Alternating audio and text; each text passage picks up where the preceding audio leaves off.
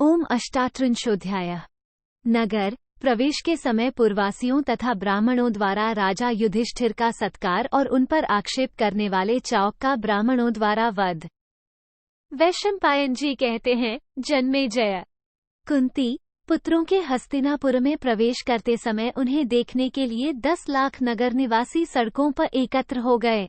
एक राजन, जैसे चंद्रोदय होने पर महासागर उमड़ने लगता है, उसी प्रकार जिसके चौराहे खूब सजाए गए थे, वो राजमार्ग मनुष्यों की उमड़ती हुई भीड़ से बड़ी शोभा पा रहा था। 2 भरत नंदन, सड़कों के आस पास जो रत्न विभूषित विशाल भवन थे, वे स्त्रियों से भरे होने के कारण उनके भारी भार से कांपते हुए से जान पड़ते थे। 3 वे नारियां लजाती हुई सी धीरे धीरे युधिष्ठिर, भीमसेन, अर्जुन तथा पांडुपुत्र माद्री कुमार नकुल सहदेव की प्रशंसा करने लगी। 4 वे बोली, कल्याणी पांचाल राजकुमारी, तुम धन्य हो जो इन 5 महान पुरुषों की सेवा में उसी प्रकार उपस्थित रहती हो जैसे गौतम वंश में उत्पन्न हुई जटिला अनेक महर्षियों की सेवा करती हैं। भावनी, तुम्हारे सभी पुण्यकर्म अमोघ हैं और समस्त व्रतचर्या सफल है। 5 महाराज, इस प्रकार उस समय सारी स्त्रियां द्रुपद कुमारी कृष्णा की प्रशंसा करती थीं। भारत, एक दूसरी के प्रति कहे जाने वाले उनके प्रशंसा वचनों और प्रीतिजनित शब्दों से उस समय सारा नगर व्याप्त हो रहा था। 6-7 राजन, उस सजे सजाए शोभा संपन्न राजमार्ग को यथोचित रूप से लांघकर राजा युधिष्ठिर राजभवन के समीप जा पहुंचे। 8 तदनंतर मंत्री, सेनापति आदि प्रकृति वर्ग के सभी लोग, नगरवासी और जनपद निवासी मनुष्य इधर उधर से आकर कानों को सुख देने वाली बातें कहने लगे। 9 शत्रुओं का संहार करने वाले राजेंद्र, बड़े सौभाग्य की बात है कि आप विजयी हो रहे हैं। आपने धर्म के प्रभाव तथा बल से अपना राज्य पुनः प्राप्त कर लिया, ये बड़े हर्ष का विषय है। 10 महाराज, आप सैकड़ों वर्षों तक हमारे राजा बने रहें।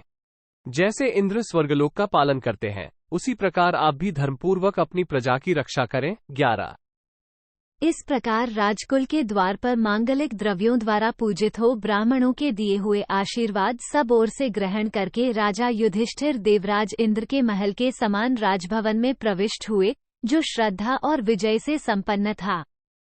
वहां पहुंचकर वे रथ से नीचे उतरे। राजमहल के भीतर प्रवेश करके श्रीमान नरेश ने कुलदेवताओं का दर्शन किया और रत्न, चंदन तथा माला आदि से सर्वथा उनकी पूजा की। 14 इसके बाद महायशस्वी श्रीमान राजा युधिष्ठिर महल से बाहर निकले।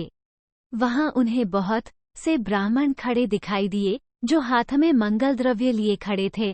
15 जैसे तारों से घिरे हुए निर्मल चंद्रमा की शोभा होती है, उसी प्रकार आशीर्वाद देने की इच्छा वाले ब्राह्मणों से घिरे हुए राजा युधिष्ठिर की उस समय बड़ी शोभा हो रही थी। 16 कुंती कुमार युधिष्ठिर ने गुरु धौम्य तथा ताऊ धृतराष्ट्र को आगे करके उन सभी ब्राह्मणों का विधिपूर्वक पूजन किया। 17 राजेंद्र, इन्होंने फूल, मिठाई, रत्न, बहुत से सुवर्ण, गौ, वस्त्रों तथा उनकी इच्छा पूछ कर मंगाए हुए नाना प्रकार के मनोवांछित पदार्थों द्वारा उन सबका यथोचित सत्कार किया। 18 भारत, इसके बाद पुण्याहवाचन का गंभीर घोष होने लगा, जो आकाश को स्तब्ध सा किए देता था।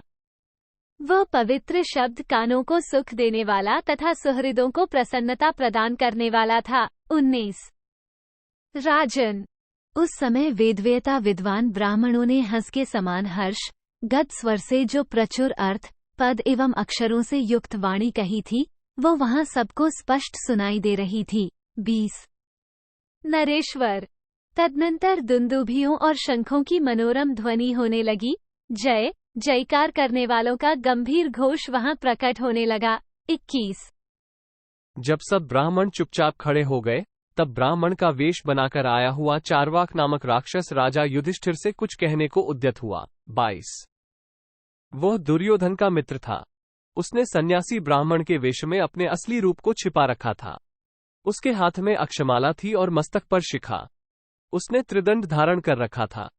वो बड़ा ढीठ और निर्भय था। 23 राजेंद्र, तपस्या और नियम में लगे रहने वाले और आशीर्वाद देने के इच्छुक उन समस्त ब्राह्मणों से जिनकी संख्या 1000 से भी अधिक थी, घिरा हुआ वो दुष्ट राक्षस महात्मा पांडवों का विनाश चाहता था।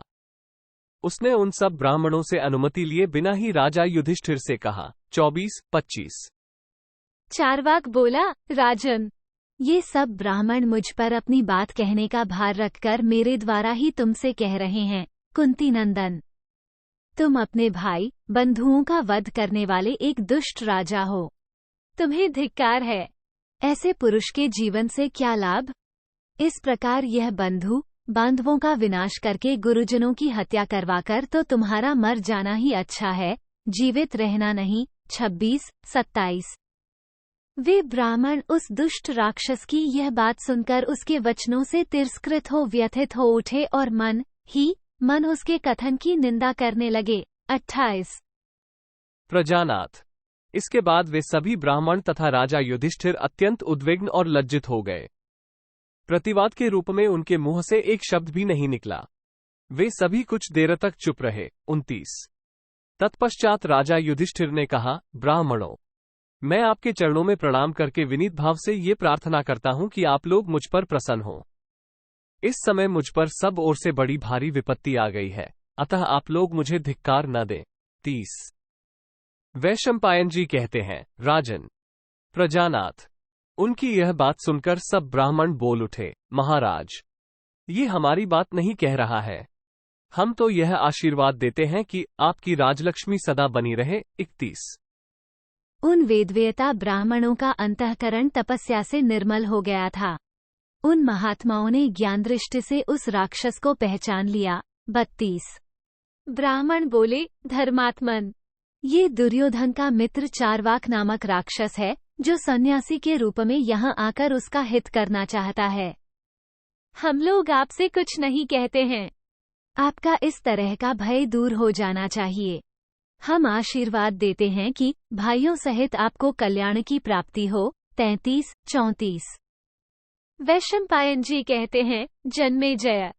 तदनंतर क्रोध से आतुर हुए उन सभी शुद्धात्मा ब्राह्मणों ने उस पापात्मा राक्षस को बहुत फटकारा और अपने हुड़कारों से उसे नष्ट कर दिया। 35 ब्रह्मवादी महात्माओं के तेज से दग्ध होकर वो राक्षस गिर पड़ा, मानो इंद्र के वज्र से जलकर कोई अंकुरयुक्त वृक्ष धराशायी हो गया हो। 36 तत्पश्चात राजा द्वारा पूजित हुए वे ब्राह्मण उनका अभिनंदन करके चले गए और पांडुपुत्र राजा युधिष्ठिर अपने सुहृदों सहित बड़े हर्ष को प्राप्त हुए। 37 इति श्री महाभारते शांति पर्वणि राजधर्मानुशासन पर्वणि चाओक्वधेष्टात्रिंशोऽध्याय। 38 इस प्रकार श्री महाभारत शांति पर्व के अंतर्गत राजधर्मानुशासन पर्व में चाओक का वध विषयक 38वां अध्याय पूरा हुआ। 38